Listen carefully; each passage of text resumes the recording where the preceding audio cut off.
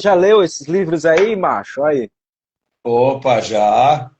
Excelente. Cara, eu tô E o, super ansioso. Eu nunca e o pensei que Val eu ia investir Harari. em livro, comprar livro para ler, cara. É sempre Nunca bom ter uma pensei. biblioteca. É. Viu? É excelente, excelente. E o Val Harari é um espetáculo, hein? É. E assim, eu tô super ansioso, né? Porque a gente está vivendo a dinâmica de vida que a gente tem que dar conta de tudo, né? Porque é um monte de janelas abertas, né? Uhum, E chega isso, faz aqui, e eu que estou na rede social, pronto. Aí é que tem que estar o tempo todo em alerta para uhum, acompanhar as tendências. E uma dessas hoje, né, a tendência, a gente vai falar de um tema que. Boa noite para quem está chegando agora. Nós vamos falar de um tema que eu acho muito pertinente e importante, até para ser esclarecedor para a gente entender como é que funciona esse uhum. esquema da corrupção, desse combate à corrupção que nunca combate, né? Porque o combate à corrupção é sempre para combater a corrupção do que eu não gosto, né? Do partido que eu não gosto, do governo que está aí não tem interesse nesse governo. Então, tudo que for do outro governo é corrupção, mas o meu não é, né? Então, a gente vai falar hoje sobre isso e eu tenho certeza que Rogério terá grandes grandes falas aí para a gente articular, né? Então, eu Uhum. espero, Rogério, que a gente flua sobre isso. Eu deixo só dar uma abertura aí, mas enquanto isso, vai falando, como é que você tá? Como é que tá a sua semana? Tá tudo bem, tá tudo em paz, graças a Deus, tranquilo. Aí também terminando, tô lendo Guimarães Rosa, né? O Grande Sertão e Veredas. Rapaz, eu li, mas já esqueci. Me Nossa, explica mas é como é que um. você consegue ler e memorizar tudo, que eu já li muitos livros, mas eu sou olha, nos meus projetos de pesquisa, eu sou péssimo, porque eu não sei citar, cara. Eu consigo memorizar música, mas eu não consigo ver citações de grandes autores, cara. E isso me deixa muito Uhum. frustrado, decepcionado, porque você fica fazendo aí seus vídeos chatos, me provocando, porque você sabe de cor o nome desses autores. Eu fico assim, que merda, ele fala tão direito, tão certinho. Ele traz todas as referências, eu não consigo ainda, cara, não consigo. Eu tenho esse déficit, eu acho que eu não me alimentei bem quando criança. Imagina, que é isso.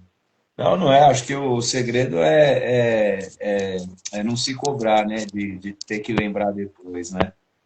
Eu acho que o segredo é a leitura mais fluida, né? E aí, uma hora ou outra, a gente acaba lembrando. E o que é que você Acaba. está achando dessa nossa nova caminhada de lives todas as terças? Ah, E eu não vou mentir, cara. Eu cheguei em casa às 18 horas, que eu fui fazer umas pesquisas na rua, de trabalho mesmo, né? Hoje eu uhum, passei o dia com o corpo todo doente, tudo. Parecia assim que eu tava com febre, cara. E aí eu não sei se foi porque eu malhei, não sei se foi algum mosquito, não sei, eu só sei que, rapaz, eu vou tomar remédio, vou me deitar um pouquinho, porque eu não vou adiar a live, juro a você. Aí tomei um remédio aqui para melhorar, porque eu não queria que essa live deixasse de ser produzida hoje. Mas fala aí, meu que grande bom, Paulo. filosoféia. Eu também, eu sempre fico aí ansioso pelos nossos encontros, pelas nossas lives. Eu acho que a gente tem aí um papel.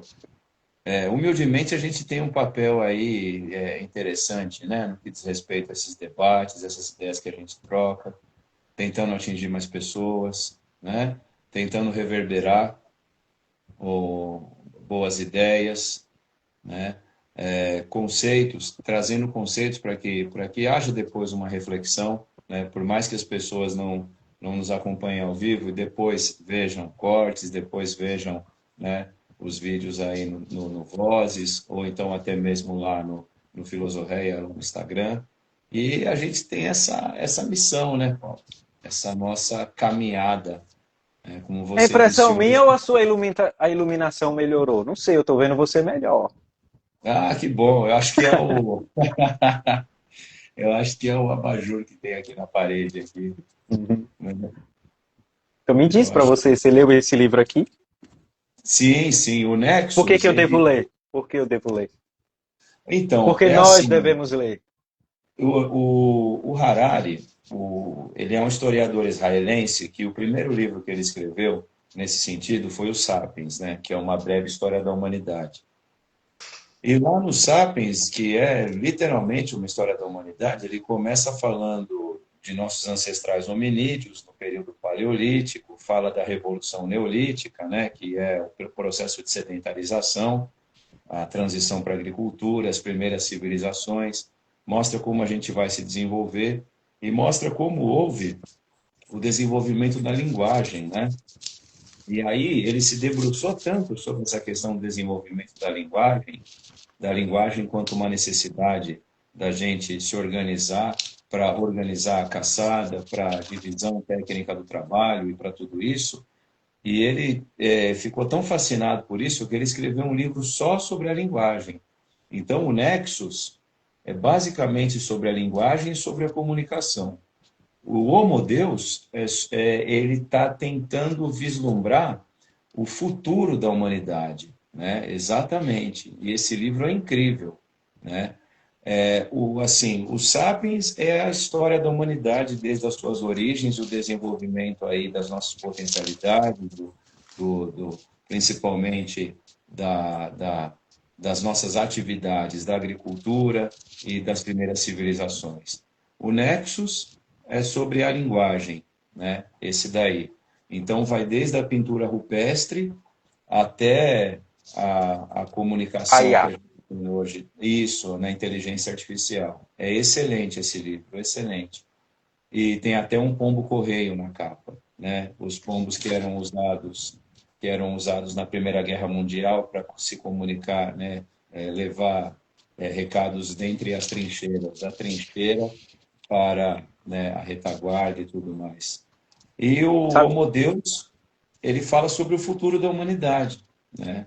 Pautado, evidentemente, naquela ideia, o desenvolvimento não só da inteligência artificial, mas, por exemplo, da engenharia genética, das células-tronco, né? Ele deixa bem claro que a nossa espécie, ela vai ver a cura da AIDS, ela vai ver a cura do câncer, ela vai ver o homem pisar em Marte, né? E, ao mesmo tempo, a nossa espécie vai passar por grandes restrições no que diz respeito à questão do meio ambiente, né, e tudo mais. Mas é um autor muito bom, viu? Um autor muito bom. você sabe quanto eu paguei nesse livro aqui? Chute. Nesse livro, Ah, acho que uns R$ 50, foi. por aí. Isso mesmo. Pera, nem acreditei, cara. Nem acreditei. Tá bom, tá excelente, porque na Porque livraria depois isso daí. vi, depois do tal ministro do Bolsonaro, o Voldemort, botou taxa no livro, não foi pra gente não comprar pra ler, né? Exatamente, exatamente. Porque e é engraçado porque quem tirou, né, o imposto sobre o livro foi um comunista, foi o Jorge Amado, lá quando ele foi deputado pelo Partido Comunista Brasileiro. Foi ele que, né, que tirou Trouxe a ideia. a ideia de você não taxar os livros, né? E ao mesmo tempo que ele tirou o imposto sobre o livro, foi o primeiro político da história, veja bem, um esquerdista, né, um cara do Partido Comunista, que trouxe à tona a ideia de liberdade de culto religioso, e isso constar na Constituição brasileira, né? Foi o Um Jorge Amado, comunista, né? exatamente. Um comunista intolerante, um revolucionário, né, como a galera fala. E foi o cara que mais trouxe, né, essa percepção. Bom, gente, na live de hoje do Instagram, né, a disputa hoje não é de atenção, é de construção de autoridade, criação de comunidade ao mesmo tempo. E no caso aqui no Vozes, né, isso ecoa muito mais forte com o que a gente faz, né, é desmistificar as narrativas, as críticas e principalmente a Uhum. presença. Então, mas hoje a gente vai provocar, né, porque não basta só a gente ouvir, mas a gente tem que pensar sobre. Então, a gente vai falar sobre um momento que é muito importante que estamos passando na vida da gente, né? Principalmente por conta das redes sociais, porque eu acho que as redes sociais, eu lembro que até faz um gancho para a live que nós fizemos anteriormente, a Uhum. gente, a gente falou sobre a, a presença, né? Os donos das grandes mídias, são 6 famílias, eu acho que eu já tinha ouvido isso num podcast, mas você reforçou aqui, então, o tema Uhum. da nossa conversa hoje é a corrupção no Brasil, mas não apenas como escândalo político, disputa de narrativas. A ideia aqui é tentar entender como diferentes casos de corrupção atravessaram governos, partidos, instituições e momentos históricos completamente distintos no país. Então, porque Uhum. quando a gente fala de corrupção no Brasil, é impossível falar de apenas um episódio. Então, a gente vai falar sobre a questão do impeachment, no caso envolvendo o Fernando Collor, e eu acho que até uma coisa que nem se fala hoje mais foi o caso de Paulo César Farias, né? Eu lembro muito disso quando Sim, adolescente, sim, eu via muito isso na TV. As sim. denúncias de compras de votos, eu acho que para a reeleição do governo de FHC, né? Mas eu me refiro aos parlamentares, né? Para a reeleição, que ele queria Uhum. inserir. Foi ele que implantou a reeleição, né? Pelos Sim. debates sobre privatização nos anos 90, mensalão, petrolão, que o mensalão até hoje ainda continua, né? Pelo Uhum. triplex envolvendo Lula, né? E ninguém tá assim, a mídia não está falando do triplex de Ciro Nogueira, né? Pelas Uhum. emendas secretas, que considerada por muitos analistas um dos maiores mecanismos contemporâneos de distribuição política de novos recursos, em outras palavras, uma das maiores corrupções históricas no Brasil, mas todo mundo pensa, a grande mídia fecha os olhos para isso, né? E a gente não Uhum. consegue criar uma narrativa no sentido de inteligência, das pessoas pensarem. E talvez o ponto mais importante dessa live hoje seja exatamente isso. Será que o Brasil realmente combate a corrupção de forma estrutural? Ou será que os escândalos acabam sendo tratados de maneiras diferentes, dependendo de grupo político? Então, porque em muitos momentos da nossa história, a corrupção deixou de ser apenas uma questão jurídica, né? E passou a funcionar também como um instrumento de disputa política, econômica e até ideológica. E para Uhum. aprofundar essa discussão, a gente recebe hoje aqui o professor Rogério Lagreca, né, bacharel em Geografia e Ciências Sociais, né, que me chamou a atenção foi justamente a capacidade de contextualizar temas complexos sem transformar o debate em torcida Uhum. política. Então, Rogério, seja muito bem-vindo mais uma vez aqui no Obrigado. Vozes, junto com o Filosofé. E eu queria começar ouvindo sobre uma questão muito central, né? O Brasil, ele desenvolveu uma estrutura real de combate à corrupção, principalmente agora, né, mais recente com relação à Lava Jato, né? Ou apenas Uhum. uma cultura permanente de escândalos políticos, porque até hoje, desde que eu nasci, comecei a entender com gente da política, onde tem gente, onde tem político brasileiro, tem corrupção, não? Uhum. Ó, boa noite aí para quem está vendo. Boa noite, Paulo. Obrigado aí pela oportunidade mais uma vez. É sempre uma honra somar forças aí com Vozes. Olha, eu penso da seguinte maneira, né, quando a gente fala sobre a questão da corrupção no Brasil.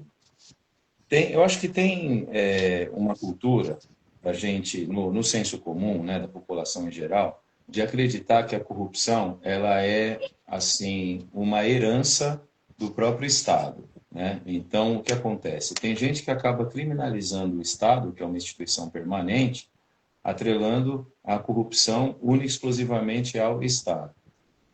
Tem dois autores que nos ajudam a entender um pouco dessa questão, né? O primeiro deles é um pensador chamado Raimundo Faoro.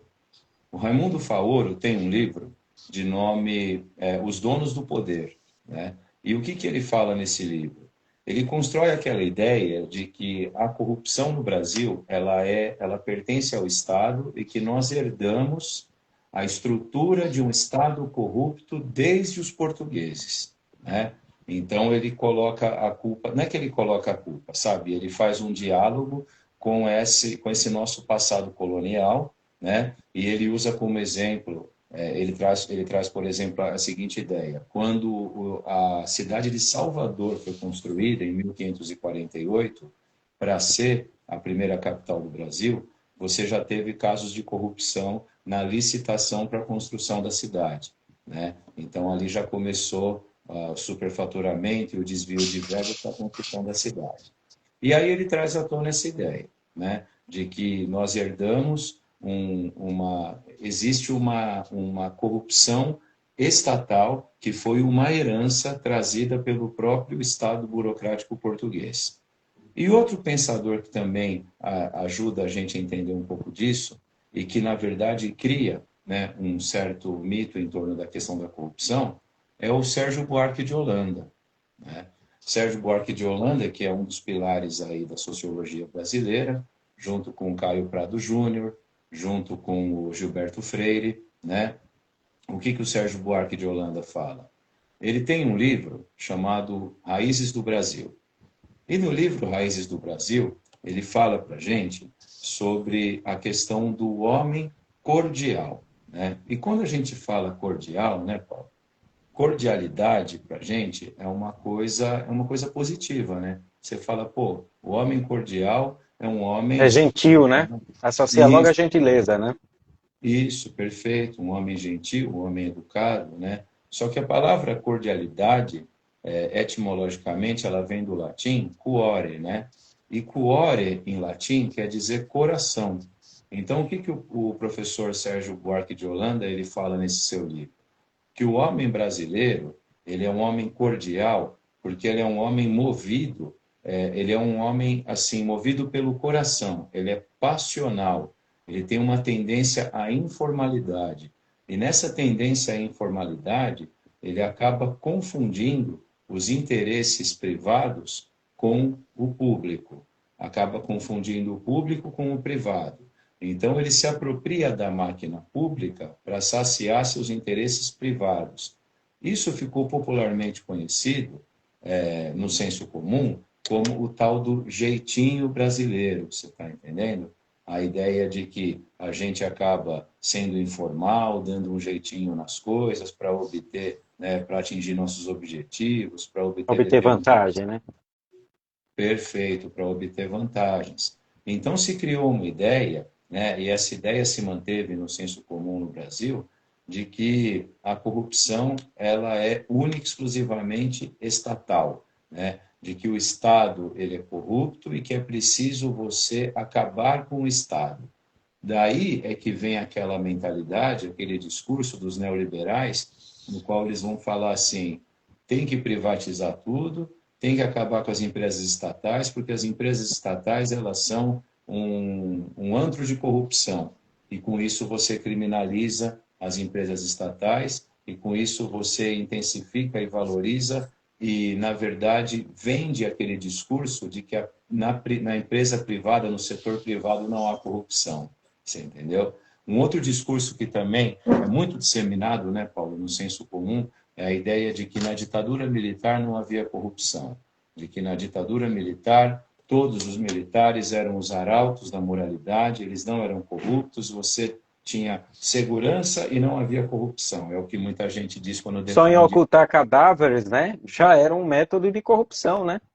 Perfeito. E não só isso, né? Você fala, você acha que não teve corrupção na construção da Transamazônica, na construção da Ponte Rio-Niterói, né? Nessas grandes obras públicas que foram feitas durante o governo militar? E que E ninguém óbvio, podia fiscalizar, né? exatamente, até porque quem fiscalizava era o próprio governo. Então, evidentemente, não vazava. E uma coisa muito interessante quando a gente fala sobre isso é assim, né? Nenhum governo deu autonomia para os órgãos investigarem o próprio governo. Então, quem mais deu autonomia para a Polícia Federal investigar casos de corrupção, por exemplo, foi o PT. Contanto que o mensalão ele é fruto do quê? Do PT dando autonomia para as instituições investigarem o próprio partido. E foi derrubando gente do próprio partido, né? Então, assim, quando a gente fala de um partido que, de fato, respeitou a democracia, dando autonomia para que as instituições investigassem, de fato, a corrupção, foi o Partido dos Trabalhadores, no primeiro e no segundo governo Lula, né? Então, assim, o que é interessante quando a gente fala sobre essa questão da corrupção? Acho que a primeira coisa é a gente desmistificar, né, essa ideia de que o Estado, por si só, ele é corrupto, e aí você demoniza, né, evidentemente, o Estado, e abre brecha, obviamente, para essa questão da privataria, das privatizações, como se no setor privado não tivesse corrupção, né? Se cria esse mito, né, dentro da narrativa, se cria essa narrativa mítica, melhor dizendo, dentro da análise política brasileira.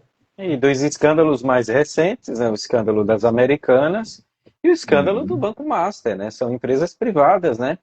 Exatamente. E o mais doido, por exemplo, desse lance do Banco Master, nós vimos essa semana, por exemplo, né? Você fala, bom, o Daniel Vorcaro, que tá preso, que era, né, presidente do banco, ele estava pagando uma mensalidade, ele estava pagando um arrego de R$ 500 mil mensais para o Ciro Nogueira, né? E aí você fala, bom, o Ciro Nogueira, que seria, né, que é um nome, que era um nome cotado para ser vice na chapa de Flávio Bolsonaro, né? E aí você fala, meu, o cara estava recebendo R$ 500 mil por mês para facilitar os trâmites do Banco Master, e aí, ao mesmo tempo, o que está acontecendo? Como você tem esse escândalo vindo à tona, você desvia o foco colocando a galera bebendo detergente IP no, nos stories É de importante redes lembrar que sociais. Ciro Nogueira pertence ao partido do Centrão. E o Exato. Centrão, se eu tiver errado, você me corrija, é um Imagina. grupo, né, de partido político que não permite o país crescer, se desenvolver. Exato. É uma Exatamente. chaga na nossa política brasileira. Exatamente. É uma coisa fisiológica, né? É uma coisa fisiológica. Na verdade, quando Que, você fala infelizmente, a democracia permite que a gente eleja esse tipo de político, né? Infelizmente. Há perfeito, fragilidades na democracia. o grande paradoxo da democracia, né? Que ela te dá a liberdade de eleger alguém que ponha fim a ela, né? No como as democracias morrem lá, isso é falado. E não só o paradoxo de você eleger alguém que ponha fim à própria democracia, mas, por exemplo, de você ter um grupo que é comprometido em saciar única e exclusivamente seus interesses e a manutenção dos seus privilégios. Porque você pega esses partidos, os partidos do chamado Centrão, eles, na verdade, eles são aquilo que a gente chama de fisiologismo na política. Sanguessuga.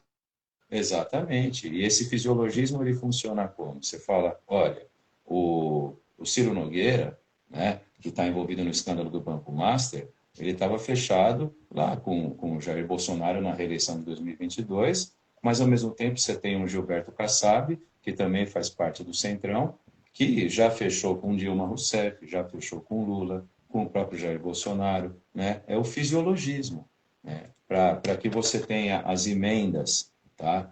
Parlamentares que são passadas via Pix. via isso, as emendas PIX, que é impossível de você, evidentemente, fiscalizar, né? Saber para onde vai o dinheiro, porque, no fundo, o que, que é o lance da corrupção, na verdade, o que, que é a essência, né? A gente entender a essência da corrupção quando você fala sobre os três poderes. O poder legislativo é o que vai formular as leis. Então, você tem os deputados federais e os senadores em nível federal, Que vão evidentemente. fazer as leis para beneficiar eles mesmos. Exatamente, exatamente. O Poder Judiciário é que vai fiscalizá-las, né? A grande questão quando você fala sobre a formulação dessas leis, né, você tem uma coisa interessante que é, a hora que vem a tal das emendas parlamentares, isso vai garantir a reeleição de muitos desses membros dessa área fisiológica da política. Então, o que o cara faz? Ele pega uma emenda, aí ele vai lá na cidade de que o elegeu e, cara, reforma os pontos de ônibus, numa cidadezinha no meio, né, de um estado, assim, pequeno. Aí o que, que vai acontecer? Isso vai garantir notoriedade, vai colocar ali um outdoor com o retrato dele, e etc, etc, e esse cara vai ser reeleito e possivelmente vai eleger quem ele quiser, né? Vai eleger o filho e posteriormente o sobrinho, e etc, etc. A grande questão que a gente tem no Brasil é que, assim, o bolsonarismo, por exemplo, ele se tornou uma seita, né? Então, pessoas que desembarcaram dessa seita, elas foram canceladas, como, por exemplo, a Joyce Hasselman, o Alexandre Frota, né? Essas pessoas não foram reeleitas, porque elas não fecharam mais com essa seita que é o bolsonarismo, que nunca apresentou absolutamente nada, sempre se pautou naquela agenda do pânico moral, né? Sempre se pautou naquela agenda do o Lula Do vai fechar racismo, tudo. da misoginia, Isso, né? De exatamente. eliminar quem pensa diferente, né? Exatamente, exatamente. De não conviver, de fato, né, democraticamente com a pluralidade, com as diferenças, né? Porque assim, dentro do nosso sistema político, você tem assim, você tem uma extrema-direita extremamente intolerante, mas você não tem em contrapartida uma extrema-esquerda que também é intolerante da mesma forma, né? Você não tem. Você tem uma Sinto esquerda. falta disso, viu? Às vezes eu sinto falta, não vou mentir. Então, e que aí o que que acaba acontecendo? Aí, assim, quem ainda mantém a democracia respirando por aparelhos, né, ainda ali, você não tem mais uma direita civilizada, né, que dê para você que você consiga debater de forma respeitosa. Então, isso acabou quando o Aécio Neves começou a questionar a derrota dele em 2014, né? E posteriormente você tem a ascensão do bolsonarismo, porque veja bem, quando eles derrubam a Dilma Rousseff em 2016, qual que era a ideia principal? O nome principal era Geraldo Alckmin para 2018, para ele garantir a manutenção dos privilégios daquela elite histórica brasileira. Só que eles perderam a mão, eles acabaram criando, né, aquela coisa Um execrável que eu já, monstro. né? E aí ele veio à tona. E aí quando você pensa nesses casos de corrupção, né, que envolvem, por exemplo, essa seita que é o bolsonarismo, é só você pensar assim, ó, o cara que é candidato pela seita, o Flávio Bolsonaro, ele tem mais imóveis registrados no nome dele do que propostas apresentadas em todos os anos de política que ele fez, entendeu? Imóveis comprados com dinheiro vivo, né? Usando lá aquela fábrica não, desculpa, aquela loja de Loja chocolate de chocolate, é. para lavar o dinheiro, entendeu? Fazendo Mas a aí palavra. nesse caso, até foi bom você tocar, nesse caso do Flávio Bolsonaro, é que fica uma Uhum, pergunta para mim. Por que que as investigações não foram avançadas? É porque ele é senador, era senador, porque assim, eu vi ele que tem. devido ao processo legal, foi prejudicado pelo próprio Ministério Público e tive que recomeçar, né? Eles não Uhum, recomeçaram, não sei como está a pé da investigação. É porque no caso dele não houve nenhum tipo, né, de rechaçação por parte da imprensa, nem por parte, até mesmo que eu digo que é uma das fragilidades da esquerda, de usar isso uhum, também como instrumento para discurso, que eu não vejo isso nas redes sociais, a própria esquerda utilizando esses instrumentos. sim. É a imunidade parlamentar, né, que ele tem na condição de senador. Inclusive, agora, ele perdendo a eleição em 2020, em 2026, que é o que vai ocorrer, oxalá, se Deus, Jesus, Xangô quiser, né, ele vai perder essa eleição de 2026 e aí ele vai, evidentemente, ser investigado, né? E aí vai pagar e responder por esses crimes, obviamente, né? Opa, boa noite, Fábio. Obrigado aí pela presença. Então, assim, Agora, fala, fala, pode falar. querido. Não, eu queria falar, então existe diferença entre combate à corrupção e o uso político da corrupção. Porque num caso Perfeito. desse, o fato de saber que tem a imunidade parlamentar, que não deveria, né, que seriam pautas Uhum, assim, que a gente deveria, como povo, né, como população, eliminar uhum, esses direitos, esses privilégios para políticos que são cidadãos, diante da uhum, Constituição, todos nós somos iguais perante a lei, que não é, sabemos disso, isso é utópico. uhum, Mas, nesse caso, a gente usa mais isso como um discurso político, né? Porque a minha preocupação aqui hoje, eu fico imaginando, Rogério, uhum. como é que vai ser esses debates para ele mesmo falar sobre essas rachadinhas e esse imóvel, porque isso aí vai se escancarar. Porque, assim, há uma lisura legal, pelo menos Uhum, assim, quem quiser que odeie Lula, mas Lula é limpo, gente. Lula uhum, é limpo, é uhum. inibido, sabe? Então, uh, eu acho que aí é que entra, né? Eles estão fazendo tudo, as propagandas deles bonitinhas, mas não estão se preparando para o que vem aí, para os próximos debates, porque ele tem sujeira debaixo do tapete, e muita, né?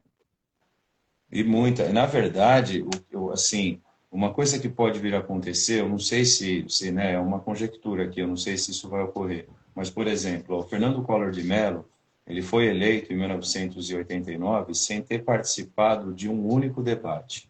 Ele correu de todos. O Jair Bolsonaro, em 2018, quando ele Fez o começou a mesmo. ir. Isso, lembra? Ele começou a ir com os debates com o Fernando É, Haddad, e aí as intenções de voto dele começaram a cair. Aí Isso. veio, né? Aí veio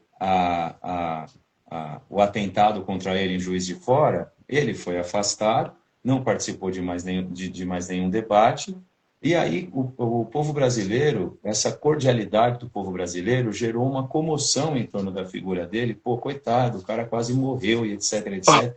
E, cara, teve muita gente que votou nele por conta dessa comoção, por conta dessa coisa cordial, né, da gente levar as relações, levar o ambiente privado, sabe, a maneira da gente lidar com o outro para essas instituições que não são privadas, para essas instituições que são públicas. Possivelmente, o Flávio Bolsonaro vai correr dos debates, porque, assim, você vai falar, você vai debater com o Lula é um animal político, né?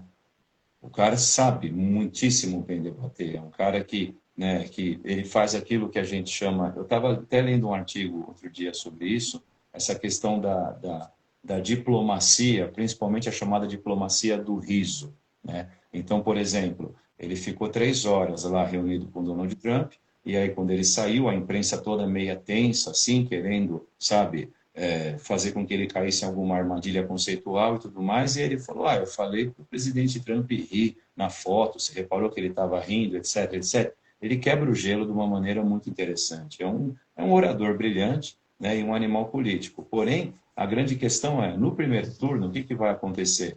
Você vai ter toda uma união, assim, do Zema, do Caiado, do Flávio Bolsonaro e de mais algum outro candidato eventual, contra a figura do presidente Lula, né? É o que vai acontecer, tal qual aconteceu em 2022. Então eles ficavam trocando, batendo bola entre eles e atacando, atacando, atacando, atacando, né? O Lula e o PT. E aí no segundo turno se costuraram os apoios, percebe? Mas assim, qual é a grande questão? Penso eu que o que vai acontecer é algo nesse caminho. Possivelmente ele vai correr dos debates, né? E vai tentar ficar militando só via redes sociais, via algoritmo, via Instagram, via, enfim, né? TikTok, né? E tudo mais. Aquele lance dele fazer aquela dancinha, né, Paulo? Dele entrar e fazer a dancinha e tal, meio que imitando aquela estética do Javier Milei, né? Lá na Argentina, que foi uma coisa que colou, né? E aí você pensa, toda essa estética em torno dele, todo esse projeto em torno dele, visa deixá-lo assim palatável, contanto que a própria imprensa não cita o sobrenome dele, né? Chama ele apenas de Flávio, né? Então você pega no Estadão, que é um jornal assim, cara, é constrangedor você ler aquilo, você vê o lado já que eles tomaram O desde o início, viés, né? o viés, Escancaradamente. escancaradamente, numa É uma pré-campanha, né? metrópole, né? Exato, porque esses jornalões, assim, que a gente fala, dessa grande imprensa, dessa grande mídia, na real, o comprometimento deles é com aquilo que a gente chama de old money, né? A velha burguesia brasileira, né? E foi essa velha burguesia brasileira que não tolerou a ascensão de novos ricos, de uma nova burguesia, como, por exemplo, a Odebrecht, a Camargo Corrêa e etc, etc. Quando a gente fala de corrupção, por exemplo, você sempre ouve o seguinte, né? Sei lá, você é uma pessoa de esquerda, e aí você fala da corrupção no governo do Jair Bolsonaro, por exemplo. Aí a primeira coisa que você ouve, mas e o mensalão? E o petrolão? E etc, etc. Né? Aí, o que é importante a gente entender? Assim, quando a gente ouve isso, né, o mais importante é tentar explicar o que foi isso na sua essência e mostrar como que foi no governo do presidente Lula que você teve, de fato, autonomia dada às instituições para elas investigarem o próprio governo. Ele não tentou barrar nada. Quando, em contrapartida... Dilma criou a Lava Jato, né? Exatamente, exatamente. A Lava Jato foi no Ela deu governo Lula. autonomia. Na verdade, ela criou um monstro, é uma cobra, né? Exatamente, exatamente. O Fábio está perguntando, será que a cédula vem com sobrenome? Na urna eletrônica, eu não sei se vai sair o sobrenome dele. Talvez saia Flávio B, os caras estavam falando, sabe? Para não ficar também só Flávio, né? Just Flávio, tá ligado? Ficar lá, Flávio B. Não sei, cara, porque é algo assim, eles estão tentando desvincular a figura do Flávio Bolsonaro do pai dele. Por que que o pai Mas dele é impossível dissociar. Impossível. só que a nossa memória é muito seletiva, né? É, Se você, tem gente que, quando você fala da figura do Jair Bolsonaro, sequer se recorda que ele negligenciou a vacina, né? Que ele foi um sujeito que, se fosse por ele, estava passeou todo de mundo. jet skis, né, na pandemia, fazendo motociata, né, zombando dos mortos. Imitando gente morrendo de falta de ar, e daí no socorreiro, né? Debochando Fora da as dor. atrocidades que ele fazia com os repórteres, né, os jornalistas. Exatamente, exatamente. Agora, Né? me diz uma coisa, falando sobre a Operação de Lava Jato, que foi um Diga. avanço institucional, né, representou um avanço no combate à corrupção.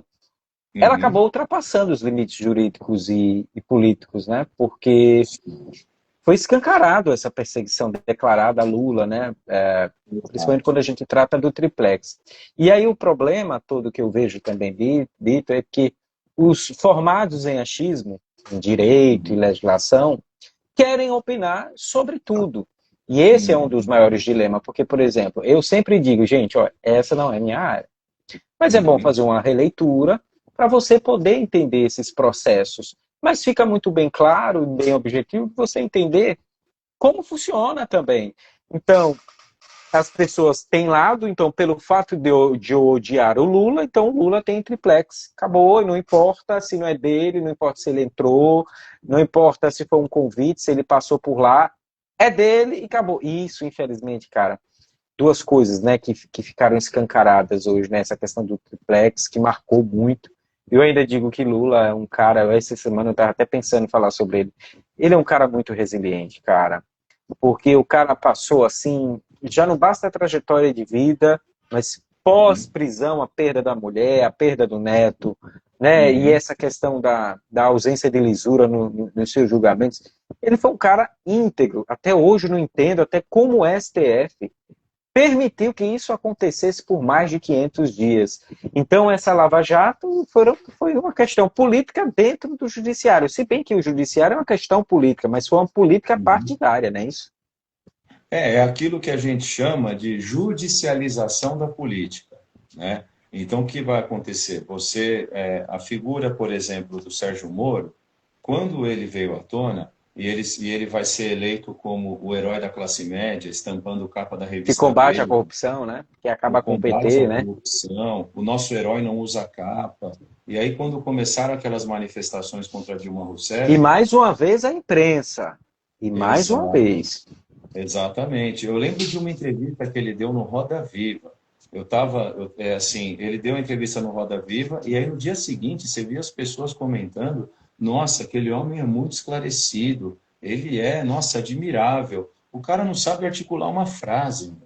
O cara não sabe, ele não sabia completar uma linha de raciocínio, né? Você via que ali havia uma obsessão de fato em implodir o capitalismo brasileiro. E quem está falando isso para você sou eu que sou bem de esquerda, entendeu? Que ruim implodir o capitalismo brasileiro. A grande questão ali é assim, quando você para pensar, né? O Sérgio Moro, você tem hoje em dia dados, você tem hoje em dia matérias, uma matéria que saiu, inclusive, naquele jornal Le Monde Diplomatique, que mostra como existe, né, como estava acontecendo uma intervenção direta da Síria, percebe? Na Lava Nas Jato. eleições, mas nas eleições Isso. também. E nas eleições também. Com qual intuito? Assim, ó, você tinha uma nova burguesia em ascensão no governo Lula. Então, assim, no governo Lula e governo Dilma, durante 10 anos, você teve um aumento de salário mínimo acima do índice da inflação. Isso não acontecia há décadas na história do Brasil. E isso gerou, evidentemente, uma nova transferência de renda, isso dinamizou o capitalismo brasileiro de um jeito em que você teve a ascensão de uma nova burguesia. E essa nova burguesia era quem? Eram as construtoras, a Odebrecht, né, a Camargo Correia. né? A JBS lá do Joesley Batista, entendeu? Essas construtoras e essa empresa, a JBS, esse conglomerado vindo à tona. Aí o que acontece? São empresas que estavam crescendo, entre aspas, artificialmente. Artificialmente de que forma? Não era aquele capitalismo, vamos pensar, quatrocentão do old money, da velha burguesia brasileira.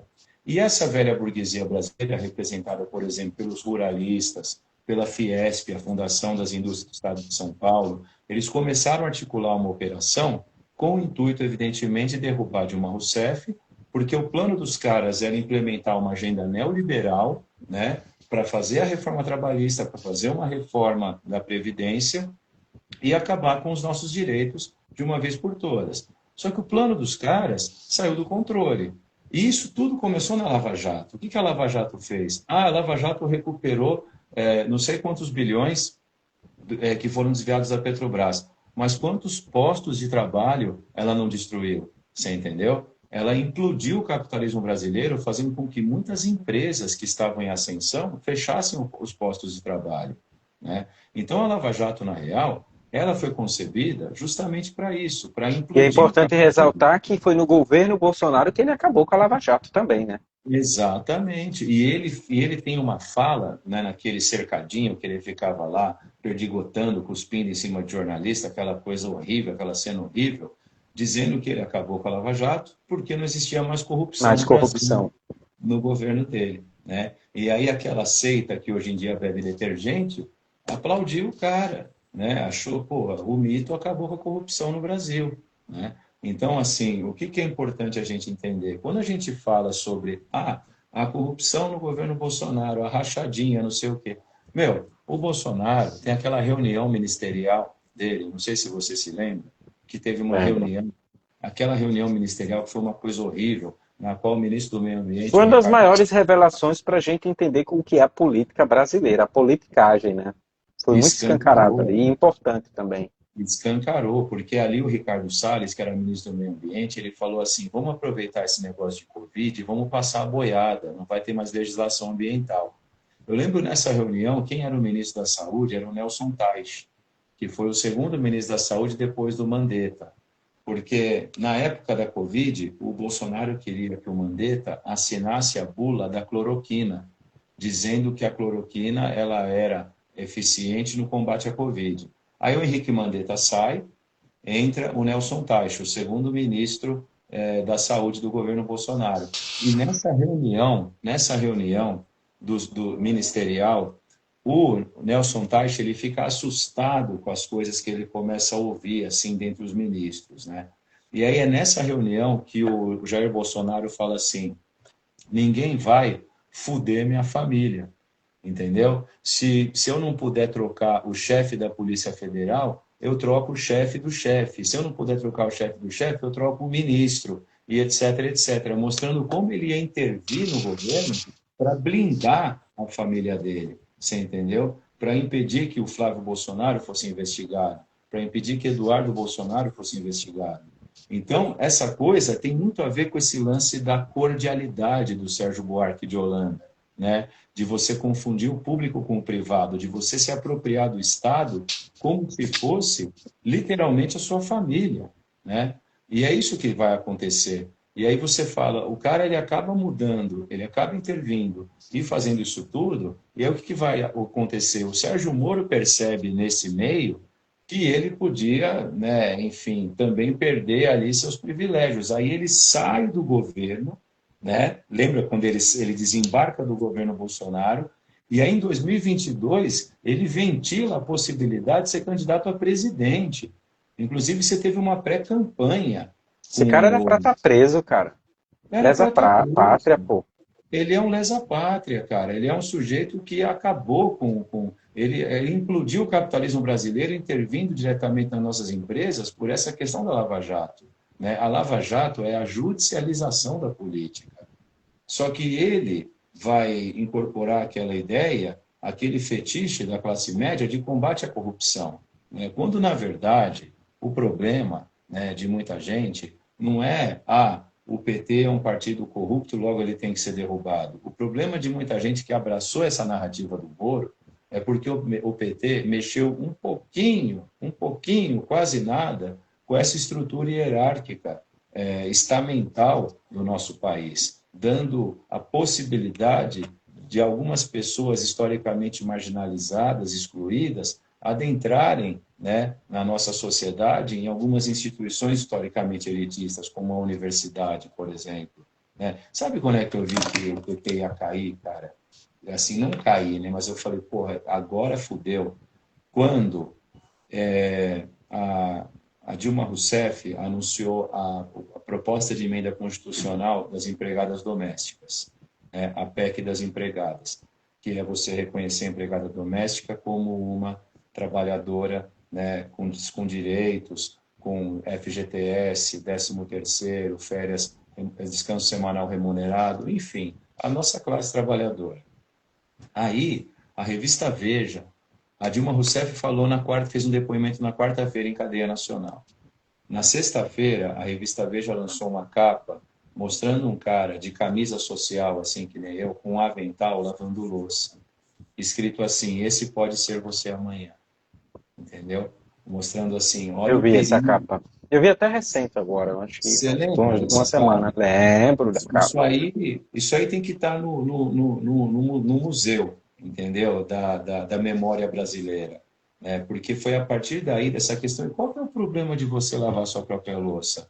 Né? Qual que é o problema de você limpar o seu próprio banheiro? É que numa sociedade como a nossa, fundamentalmente escravocrata, com uma mentalidade escravocrata de casa grande e senzala, as pessoas, evidentemente, para muita gente isso é inaceitável, entendeu? Fazer serviço de preto, fazer trabalho braçal, fazer serviço doméstico. É daí, por exemplo, que você tem a demonização também de tudo que é público, né, Paulo? Você tem uma questão no Brasil que eu acho muito interessante, que é assim, né? Tem algumas pessoas do meu convívio que estranham o fato de eu andar de ônibus. Né? Pô, mas por que você não tem carro? Por que você anda de ônibus? Falo, porque o transporte público, né, pelo menos aonde eu uso, ele é de qualidade. Então, por exemplo, no horário que eu pego o ônibus lá na minha cidade para trabalhar, o ônibus ele está vazio, né? Ele nunca fui de pé no ônibus lotado, né? E evidentemente isso é um privilégio, isso é óbvio. E eu vou num ônibus com ar condicionado e Wi-Fi, entendeu? É como se eu estivesse andando de ônibus em qualquer Sem uma. precisar, porque é um ponto positivo, sem você precisar direcionar a sua atenção o tempo todo no trânsito, e ainda você tem o privilégio de ir lendo, ou tirando um cochilo, né? Exatamente, que as duas coisas que eu faço, se bem que hoje em dia eu tenho mais dormido do que feito a leitura no ônibus, entendeu? Mas a grande questão é assim, é um ônibus, eu ando na cidade em que eu resido, por exemplo, é um ônibus como se eu tivesse em qualquer cidade da União Europeia, entendeu? Só que é o que acontece, o Depois brasileiro, você manda a foto quando você tiver, faz um vídeo. Olha, Paulo, ônibus aqui, eu gosto de ônibus, eu sou psicólogo. mano, se você é musólogo, eu também sou. Eu também acho interessantíssimo. É porque assim, ó, essa cultura do coletivo, né, é uma coisa interessante, porque quando a gente para pensar, né, tem gente no Brasil que fala, ah, eu não ando de ônibus, porque no ônibus só tem pobre, ônibus é coisa de pobre. Aí o cara vai para a Europa, anda de metrô e acha o máximo, né, e faz selfie e posta no Instagram, e etc. Anda com aquele ônibus de 2 andares lá em Londres, que é um ônibus que é tomado pelo trabalhador, que é um ônibus que é tomado pelo cidadão. E sabe o que é interessante também? Uma vez eu vi uma candidata a prefeita da cidade de Piracicaba, a deputada Bebel, né? Ela dizendo o seguinte, que você vai em ônibus, por exemplo, em metrô, melhor dizendo, em Paris ou em Londres, você tem lá o cara que é diretor financeiro da empresa, está lá de gravatinha, de pastinha, está indo trabalhar. Porque não tem essa cultura de o que é público não presta. Né? O que é público serve, evidentemente, à população. Né? E aqui no Brasil a gente tem essa tendência de demonizar o que é público ou então de criar esse estigma de que tudo que é público é coisa de pobre, logo eu não vou Mas é a usar. herança que você falou, é herança escravocrata. Porque Não é? até os próprios baixa renda, os pobres, têm esse próprio preconceito, cara. Tem. Eu mesmo já cansei aqui diversas vezes de falar que, gente, se aqui na minha cidade tivesse transporte público de qualidade, que tivesse o horário certinho de te pegar, que eu fosse sentado, chegasse dentro do horário, eu abriria a mão do meu carro para ir de ônibus. Mas, infelizmente, ainda não chegamos nesse patamar de evolução em qualidade de transporte público, pelo menos aqui na minha cidade. Então, eu acabo me indignando, porque, por exemplo, eu não estou sujeito, cara, a pegar um ônibus cheio, em pé, e passar horas no ponto de ônibus e nem chegar no horário, porque é um para-para, não tem via, a mobilidade aqui é um fracasso. Então, eu digo, eu vou preferir. Então, assim, aqui nas avenidas principais é um trânsito que é um caos, mas cada carro tem uma pessoa. Né? Exatamente. Não tem essa cultura do Agora, coletivo. Rogério, me diz outra coisa também, né? Porque a gente fala assim dos casos envolvendo bancos, que é o caso do Uhum, Master. Grandes uhum. empresários do mercado financeiro recebem tratamentos diferentes em comparação com a corrupção partidária. E, de fato, né, se a gente fala aqui novamente da questão da Americanas, por que não foi aberta a CPI das Americanas, né? Ou a CPI do crime organizado não foi para frente, né? Aquela Uhum. idiotice do tiro no pé do Alessandro Vieira, né? Tentando dar uma de Sérgio Moro, do qual indiciou quem, cara? O STF. A gente, porra, tantas instituições, Uhum. tanta criminalidade, que tudo começou a partir daquele evento horroroso que aconteceu no Rio, né? De mais 120 mortos, que não deu em Uhum. nada. E aí? Fala para nós aí, Rogério. Porque tem que ver, né, Paulo, quem é que financia o poder legislativo. Então, o que acontece? A gente está num sistema em que a democracia ela foi privatizada, né? O filósofo Noam Chomsky, na obra dele Requiem para o Sonho Americano, que é uma obra muito boa, né? O que o Chomsky fala? Ele fala que a democracia nos Estados Unidos ela foi privatizada e isso serve como exemplo para a gente também, né? Então, o que acontece? A burguesia brasileira, a elite, o topo da pirâmide, financia as candidaturas, né? Aí eu financio um deputado, pago a campanha dele, compro seguidores para ele nas redes sociais, compro espaço para ele nas mídias, né? Enfim, e boto dinheiro na campanha desse cara. A hora que esse sujeito entra no Congresso Nacional, ele vai estar lá para blindar os meus interesses e manter os meus privilégios históricos, né? Então, por exemplo, suponhamos que eu seja dono de uma empresa de papel e celular. Jogo meus dejetos em área de manancial, os dejetos lá da minha empresa. E aí a legislação ambiental está pesando e está me multando. O que é mais viável para mim, mais rentável? Eu financiar deputados, financiar a candidatura de deputados que, ao entrarem no Congresso Nacional, vão blindar meus interesses e mexer na legislação ambiental pela E própria fazer a democracia. PL da devastação, né? Perfeito, exatamente. Então, o problema primordial é a gente entender como que a nossa democracia ela foi privatizada, entendeu? Porque poder e dinheiro são duas coisas distintas, né? Então, assim, eu posso não ter dinheiro, mas posso exercer poder. Então, por exemplo, numa sala de aula, falando com um grupo de alunos, eu estou sem R$ 1 no bolso, mas ali eu estou exercendo um poder de persuasão, etc, etc. O poder, A Michel influência, Foucault, né? É isso, por isso que muitos empresários, eles partem para o mundo da política justamente por conta da influência, porque você não adianta, por exemplo, o caso mais recente é o de Elon Musk, né, que ele sim, investiu pesado na campanha de Donald Trump para ter influência. Enfim, eles, perfeito. extrema-direita, eles sempre um comendo o outro, né? E aí deu tudo errado, Perfeito. mas a estratégia é justamente essa, né? Porque não adianta eu ter todo o dinheiro do mundo e estar sujeito às determinações de Alexandre de Moraes, né? Que foi o caso de Elon Musk, Exatamente. né?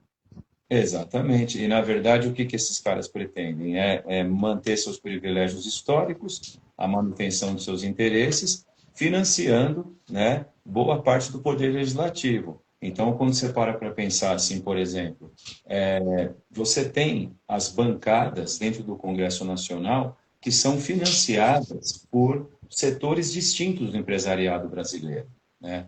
Tem um dado muito importante que eu acho que é bem figura, assim, ele é bem figurativo mesmo, ele esclarece muita coisa, que é quando você tem as vésperas do segundo turno de 2018, as ações da Taurus, que é uma empresa de armas, né, de armas e munições, com a vitória do Jair Bolsonaro, as ações aumentaram em 400%, entendeu? Pautado naquela promessa Do dele armamento, né, da de armar a população. população e etc, etc. Né? E aí a galera achou, né, que ia ter um programa de distribuição de armas, um bolsa-fuzil, ou Minha Pistola Minha Vida, sei lá o que, que os caras estavam achando, que ia comprar uma arma parcelada na Casas Bahia, né, na loja 100, né? Tipo Estados Unidos, né, comprar arma e munição no Walmart e uma caixa de Budweiser. Né? Tem gente que desejava isso, principalmente aqui no nosso Texas, né, aqui no Centro-Oeste, em Goiás, né, tudo mais, no Texas brasileiro. Mas é uma doideira, né?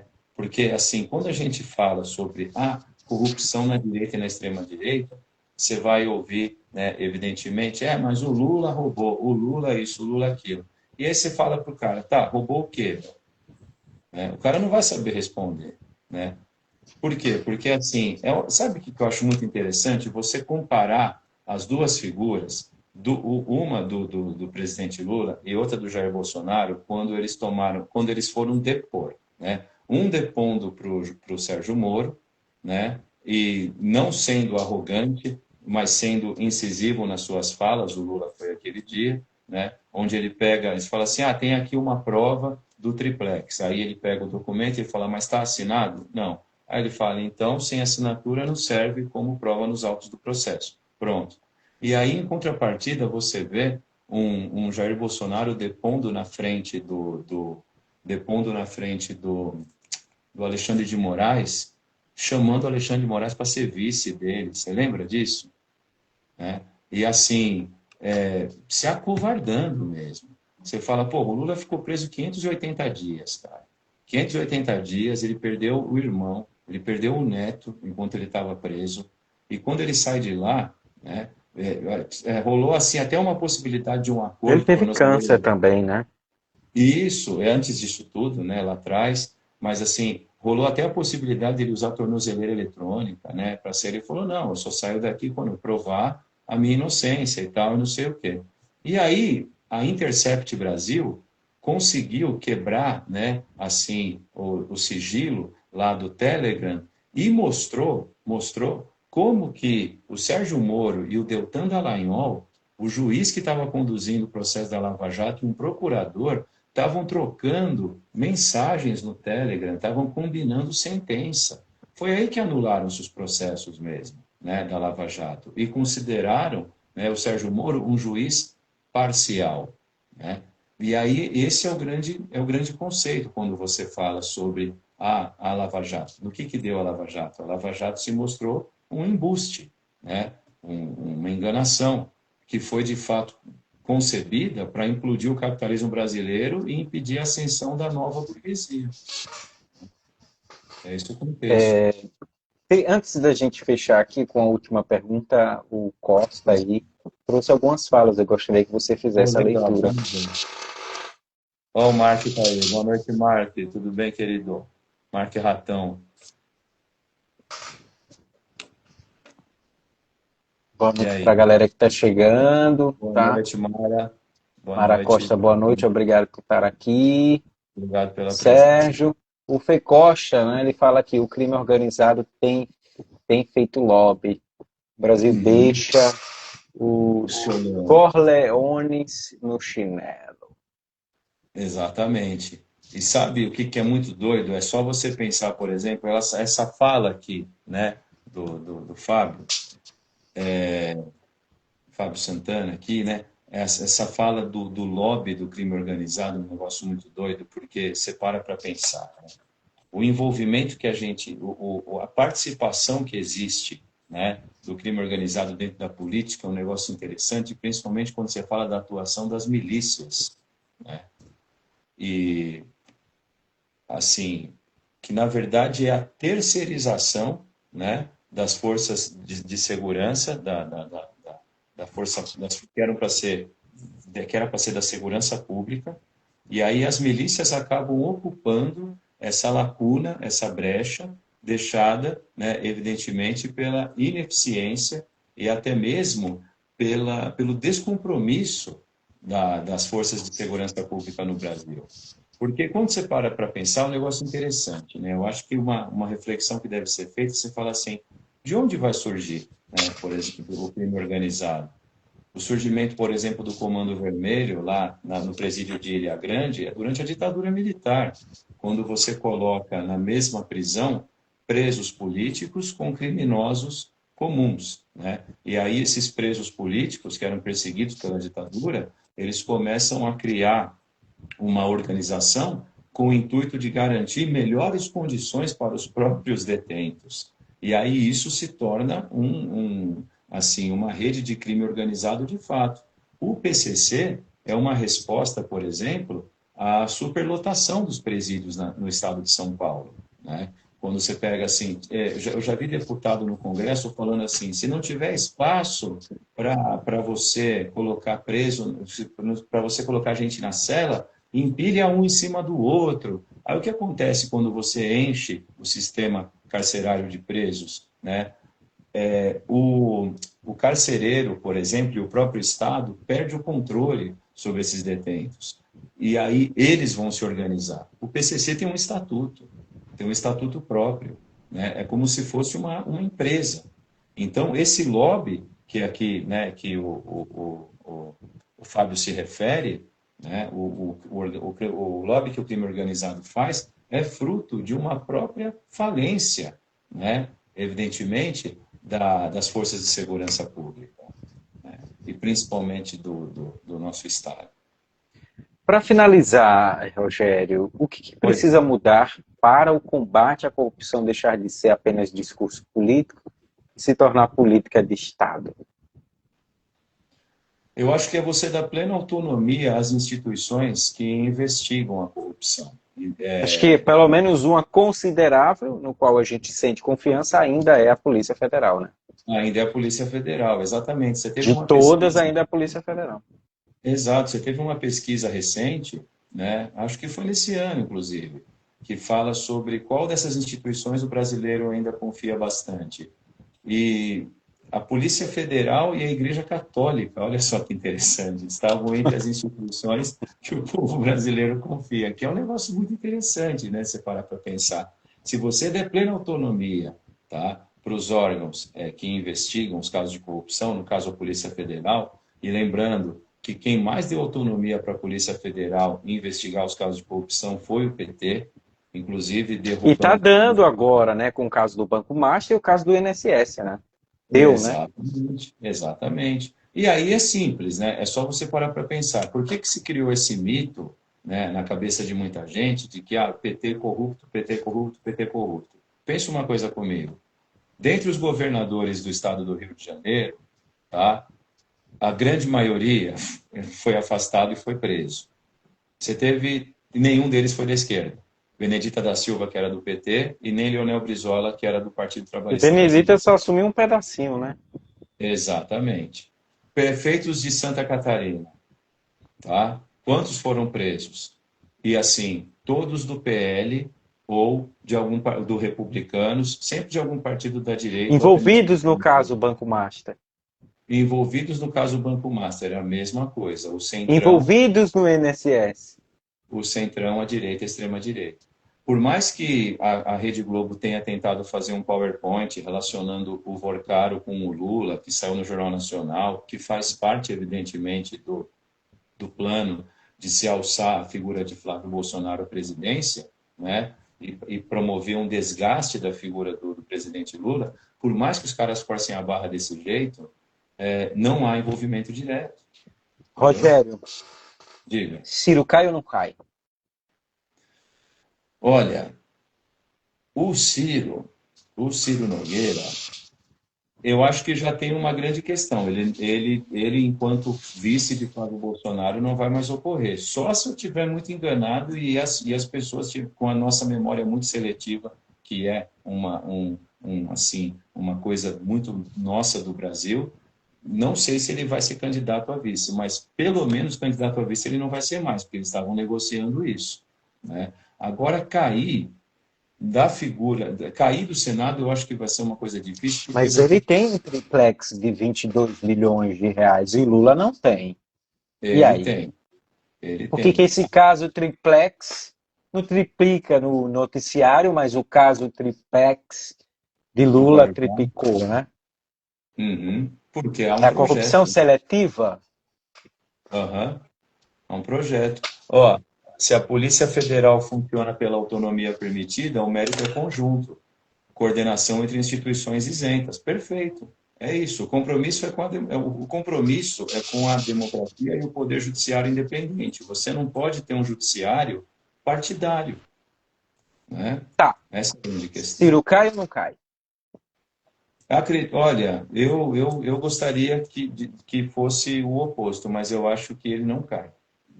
Eu, eu acho que não. Eu gostaria que ele caísse, evidentemente. Tem muita Né? influência, né? Além dele ter muita influência, a blindagem que ele tem, principalmente no que diz respeito à sustentação política dele, atrelada aos partidos do Centrão, né? Decepção. O É Centrão o decepcionante. mantém, por mais que ele fique na UTI respirando por aparelhos, o Centrão ainda mantém ele ali, né, no poder, percebe? Eu acho que é difícil esse sujeito cair, infelizmente. Mas, assim, pelo menos ficou escancarado o que a gente já sabia, né? O que acontece com o Centrão, né? Então, essa lisura de falar que é anticorrupção. Bom, Exato. ele disse que se encontrar algum erro, né? Alguma corrupção, Uhum. ele disse que vai pedir o cancelamento do mandato, né? Ele Uhum. vai sair, né? Bom, enfim. Mas em quem vai Rogério, chegar isso, Paulo? Em quem vai chegar isso? ah, Sabe? Assim, os caras estão bebendo detergente, velho. Tá ligado? pois é. E aí esqueceram o caso Ciro, né? Eu disse, meu Exato. Deus, eu tenho. Então, mas é isso que eu estou dizendo. A massa, né? E eu não vou falar quem está na rede social, mas a Uhum. massa, no geral dos brasileiros, tá nem aí para o que está acontecendo na rede social para deter gente. Porque o cara Uhum. tá no ônibus, o cara tá no trabalho, ele não tem tempo de pensar, cara, de política. Quando ele chega em casa, o que ele vê é decepção quando liga a TV. Já não basta as Exatamente. questões da polarização, do que o meu Aham. presta e que o outro a gente tem que eliminar. Mas a população, no geral, tá nem aí quem tá tomando detergente, soda cáustica, sabe? Se compra Havaiano ou não, que é o meu caso e o seu. A gente vê na rede social e fica lá, nossa, que ponto, É. né? Pelo menos a internet está revelando cada vez mais a imbecilidade, né? E Balma Uhum. fala muito sobre isso, né? Sobre essa questão da sociedade líquida. Sim. Mas eu acho que é como você diz, né? O detergente IP que politizaram e daqui a pouco Aham. pode vir outra coisa para que ninguém fale sobre o Ciro, né? Exato. É aqui, ó. Eles não se preocupam com o escancarado. E além de não se preocupar com o que está escancarado, eu acho que um dos fatores mesmo que esses caras não querem acabar com a 6 por um é porque numa escala 5 por 2 o trabalhador vai ter um pouquinho mais de tempo para refletir, para tentar entender sobre a realidade na qual está inserido. Já não basta o projeto político de sucatear a educação. Então, se eu Perfeito. dou ao trabalhador a Uhum. oportunidade de ele ter mais lazer, de se Uhum. dedicar às suas coisas e às suas paixões e ter tempo para pensar, é um perigo Uhum. para os políticos que fazem politicagem no Brasil, não? Exatamente, exatamente. Principalmente para essa gente que vive de meme, que vive de lacração, que, né, chinela havaiana, bebe detergente, e etc, etc. Rogério, aproveitando para o pessoal que está chegando, ou o pessoal que saiu, né? Nós conversamos aqui, gente, no privado, né? Eu sou muito feliz em repite novamente, né? Se eu repito é porque é novamente, né? Bis, porque o seu trabalho é espetacular no YouTube. Cara, Obrigado. como é que eu consigo ouvir e assistir o seu vídeo no YouTube 5, 6, 7 vezes, cara? O cara posta Muito uma coisa, eu obrigado. tô no carro, eu tô no banheiro, eu tô lavando o prato, e eu tô ouvindo o mesmo episódio, porque você falou, privatiza Que e dá melhor. certo, né? E aí o cara trouxe, mas eu quero falar também sobre isso agora. Agora eu aprendi a falar Aham, sobre essa questão da privatização, e é como eu uso esses instrumentos para trabalhar sim, na sala de aula também e nas redes sociais para ampliar as vozes. Então, o legal. seu trabalho, Rogério, é uma das coisas também que eu sempre reforço, que ninguém nasce grande. Então, se a gente segue isso que nós estamos fazendo, que é a constância, a gente Uhum, também tem que criar estratégias para que a gente também cresça como comunidade. Então, por isso que eu Legal. sugeri para a galera que a gente tivesse um tema. Eu participo de clube de livro, né? Café Uhum. Filosófico, mas eu disse no off para Rogério, eu disse, Rogério, por que que a gente não cria Café com Democracia? E aí a Legal. gente começa a criar um clube, e Uhum. aí nesse clube que as pessoas vão começar a participar. E de repente, quem sabe, a gente passa também pro YouTube. Mas assim, eu vejo muito mais possibilidades no Instagram. Mas a gente criar Uhum. um clube do Uhum. café com Com democracia. democracia. Eu acho que é um Eu tema que chama apoio, atenção, entendeu? eu apoio a causa. Eu acho esse nome muito legal, inclusive. E aí eu pensei, será que você tem uma foto de terno tomando um café? Para fazer um meme, fazer nosso card para divulgar o café. Faça parte do clube Café com Café Democracia. com Com democracia. Rogério Lagreca e Paulo Marcelo. Hein? Hum? Legal. Eu não tenho, mas eu posso providenciar. Eu posso falar para minha mulher tirar uma foto minha de terno tomando café, né? Vou ver se ela aprova também a estética, né? E aí a gente pode fazer isso sim, Paulo. Mas eu agradeço, viu? Para mim é uma honra estar somando forças com você aí, atingindo a gente, as É ano de pessoas. eleição, cara. É ano eleitoral, a gente precisa fazer, né, esse nosso trabalho de formiguinha, lutar pela democracia, atingir cada vez mais pessoas e Você tá ampliar. ótimo no vídeo, viu? Você tá ótimo, viu? Ah, Gostei da obrigado. iluminação. Tô vendo você melhor agora. Obrigado, obrigado. São seus olhos. Bom, então, para a gente finalizar, né, nós vamos criar, para a galera que está assistindo aí, vamos ter um clube, né? Café com Democracia.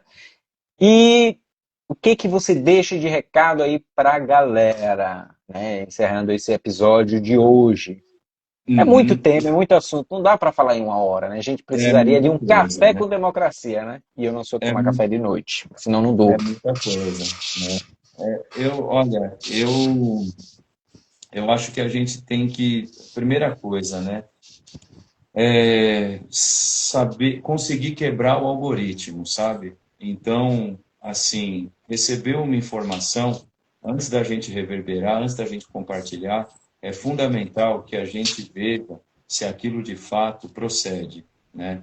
Então, buscar por detrás da informação que nos chega, pelo algoritmo das redes sociais, pelo algoritmo aí das páginas que a gente frequenta, se aquilo de fato procede, se aquilo de fato é real, antes de disseminar.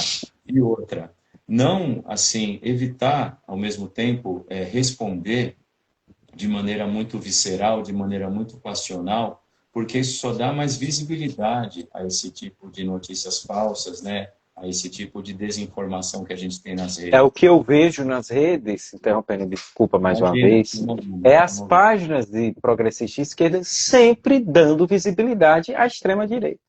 exato, Sempre! E aí eu fico assim, os caras ficam publicando coisa da extrema-direita e a galera curtindo, e eles crescem. Eles não fazem publicação dos progressistas, eles não repostam, cara. E a exato, gente faz isso de graça e a galera não aprendeu, cara. Então o exatamente. Nicolas fez um vídeo tal. Aí alguém pega um recorte, começa a falar e bota o vídeo dele. Aí a pessoa assiste, e quem sabe aquela pessoa que na cabeça ainda estava indecisa, pô, gostei dessa fala desse cara aí, realmente eu vou ficar do lado Uhum. dele. Entendeu, cara? Porra, velho.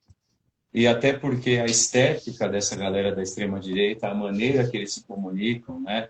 E o meme, a piada, isso e aquilo, é uma coisa mais dinâmica. A gente ainda fica tentando explicar as coisas, né? A gente ainda fica tentando contextualizar, a gente fica... Porque educar dá trabalho. Isso, e é um processo, né? E É é um um processo. processo. Então, falar Bom, para a galera aí que nos ouve, a galera que tá no Vozes, né? Que é uma página que eu para admiro seguir o muito. Filosoféia no Spotify, no Isso, YouTube e no isso. Instagram. Isso, sigam aí o Filosoreia, beleza?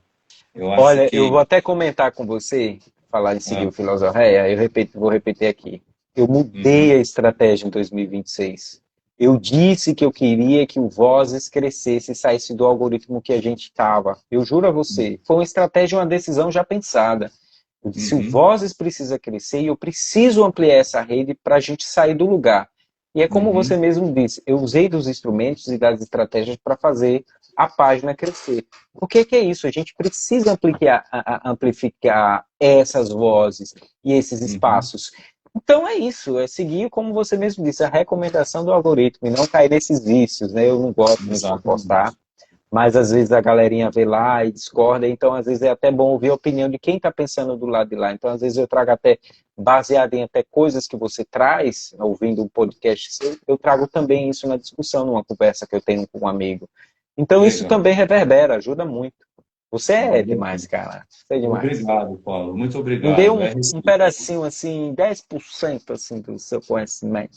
Imagina, Paulo, que é isso, de forma alguma.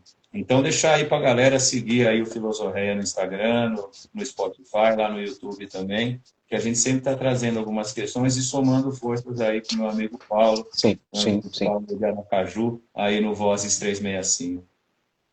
É isso aí então, viu? Podemos nos despedir. É Claro, triste a dor claro. do parto, mas a gente tem que ir. Temos que partir. É, só respondendo o bichinho aí do Fábio, né? Ele disse neurolinguística. O que que ele quis dizer sobre? Ah, que é uma maneira de se criar uma Ah, comunicação, né? A perspectiva comunicacional. desconecte, né? É. A Estamos ideia usando de isso nas você redes também. criar, E vamos de você conseguir.